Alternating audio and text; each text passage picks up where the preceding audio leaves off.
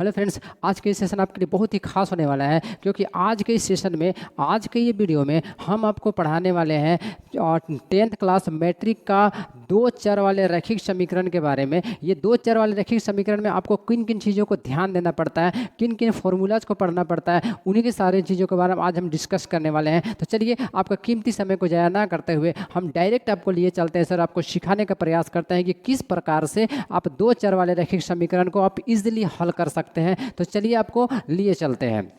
तो सबसे पहले आपको ये समझना पड़ेगा इस चैप्टर का नाम क्या है। ध्यान से समझिएगा, इस चैप्टर का नाम होता है दो चर वाले रैखिक समीकरण। देखिए, दो चर वाले रैखिक समीकरण, दो चर वाले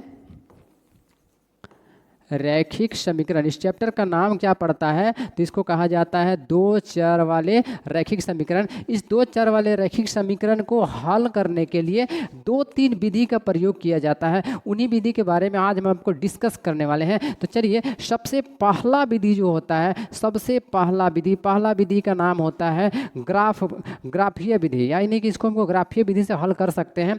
पहला जो होता है उसको क्या कहा जाता है, ग्राफीय विधि। क्या कहा जाता है, ग्राफीय विधि, यानी कि ग्राफिक मेथड। ठीक है। दूसरा जो विधि आता है उसको कहा जाता है विलोपन विधि। क्या कहा जाता है, विलोपन विधि। ध्यान से समझिएगा, दूसरा जो पार्ट आता है, यानी इसका दूसरा जो विधि है उसको क्या कहा जाता है, विलोपन विधि। तीसरा इसका जो विधि आता है उस विधि को कहा जाता है प्रतिस्थापन विधि। ध्यान समझिएगा, तीसरा विधि को क्या कहा जाता है, प्रतिस्थापन विधि। ये तीन नाम पड़ता है सर, क्योंकि आपको पता होना चाहिए इनके साथ एक और पढ़ना पहले पढ़ता था, पहले एक और आपको पढ़ना पड़ता था इसमें विधि, जिसका नाम होता था वज्र गुणन विधि। लेकिन अब जो नया सिलेबस जारी किया गया है, यानी 10th क्लास का जो एक नया सिलेबस अब जो आया है, उसमें जो आपका पहले जो बुक था उसको थोड़ा सा बदलाव कर दिया गया है जैक बोर्ड की तरफ से, और उसमें तीन ही विधि को आपको प्रयोग करके दिखाया गया है। पहला ग्राफीय विधि, दूसरा विलोपन विधि और तीसरा प्रतिस्थापन विधि। अब इन चैप्टर में जो दो चर वाले रैखिक समीकरण है, इसमें भी कुछ आपको इंपॉर्टेंट फैक्टर आपको पढ़ने के लिए मिलता है, तो उनके बारे में आज आपको डिस्कस करने वाले हैं। जब आप इसको हल कर लीजिएगा, हल करने के बाद भी इसका कुछ छोटे छोटे पॉइंट जो सारांश निकल करके आते हैं, उनके बारे में आपको बहुत ही गहन तरह से जानकारी रखना पड़ता है। तो सबसे पहला क्या होता है उसको समझने का प्रयास कीजिएगा। पहला टॉपिक्स क्या होता है उनको जरा ध्यान से देखिए। पहला टॉपिक्स आपके पास आता है जब A1 बटा क्या हो जाता है, A2। क्या होता है, A1 बटा A2 बराबर नहीं होता है B1 बटा B2, तो क्या होता है इसके बारे में समझना है। A1 बटा A2 बराबर नहीं होता है B1 बटा B2, तब आपको समझना है और कहना है कि सर ये जो होगा सो प्रतिच्छेदी रेखा होगा। क्या होगा, प्रतिच्छेदी रेखा होगा। इसको कहा जाता है प्रतिच्छेदी रेखा। क्या कहा जाता है, प्रतिच्छेदी रेखा कहा जाता है। ध्यान समझिएगा, क्या कहा जाता है, तो आप क्या कहोगे, इसको प्रतिच्छेदी रेखा कहा जाता है। इसको दूसरा, जब प्रतिच्छेदी रेखा होगा तो क्या होगा, इसको समझना है। जब प्रतिच्छेदी रेखा होगा तो कहेंगे सर एक अद्वितीय हल होगा। क्या कहा जाएगा, एक अद्वितीय हल होगा। समझिएगा बात को, ठीक है, एक अद्वितीय हल होगा। ये सब आपके लिए इस चैप्टर के लिए बहुत इंपॉर्टेंट पार्ट है।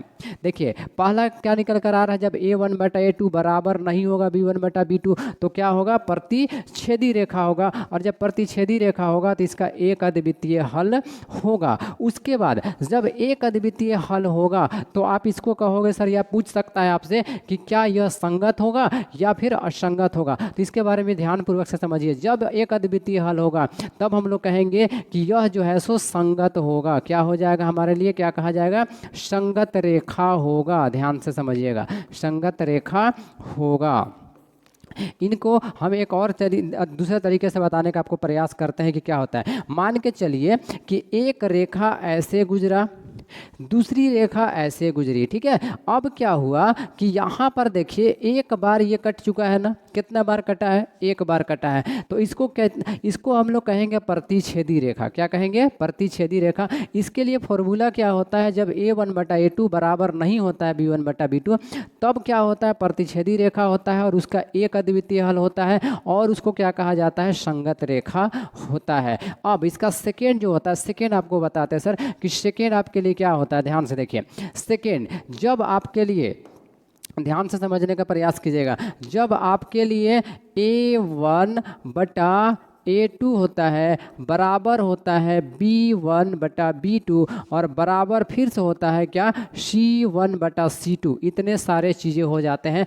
तब आपको क्या कहना है कि अगर ये सारे चीज़ें हो जाएंगे तब आपको समझना है कि और कहना है कि ये जो होगा सर समपाती रेखा क्या हो जाएगा, ध्यान से समझिएगा, इसको कहा जाएगा, ये जो होगा ये होगा समपाती रेखा। क्या हो जाएगा, समपाती रेखा होगा।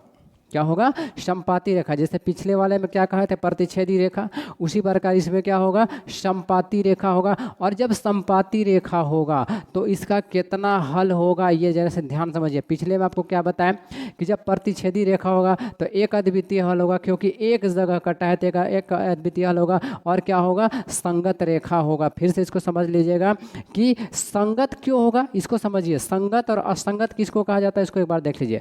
ये एक ना एक बार कटा है, ये मतलब एक ना एक बार मिला है, आपस में एक दूसरे को प्रतिच्छेद किया है, आपस में एक बार टच किया है दोनों रेखा, इसलिए क्या होगा, ये संगत होगा। और इसलिए क्या हो जाएगा, एक अद्वितीय हल। देखिए एक बार मिला है, एक बार टच किया है, इसलिए इसका एक अद्वितीय हल होगा। उसी प्रकार अब सेकेंड वाले में जो आपको हम बता रहे, ध्यान समझिएगा, A1 बटा A2 बराबर होगा B1 बटा B2 बराबर होगा C1 बटा C2।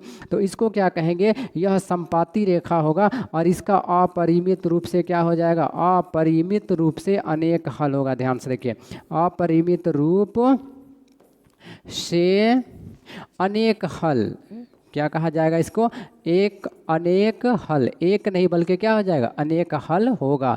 क्या क्या होगा, जब A1 बटा A2 बराबर होगा B1 बटा B2 बराबर होगा C1 बटा C2, तो इसको क्या कहा जाएगा, समपाती रेखा। और ये क्या होगा, इसका अपरिमित रूप से अनेक हल होगा। और इसको भी क्या कहा जाएगा, ये भी तुम्हारे लिए क्या हो जाएगा, संगत होगा। ध्यान समझिए, क्या होगा, संगत रेखा होगा।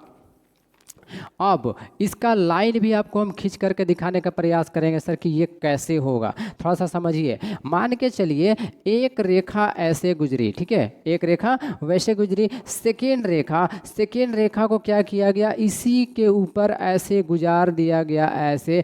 तो इस प्रकार के रेखा को क्या कहा जाता है, समपाती रेखा। यानी एक रेखा के ऊपर ही दूसरी रेखा क्या हो जाती है, गुजर जाती है, यानी उसी के ऊपर से होकर के चलती है, उसे क्या कहा जाता है, समपाती रेखा कहा जाता है।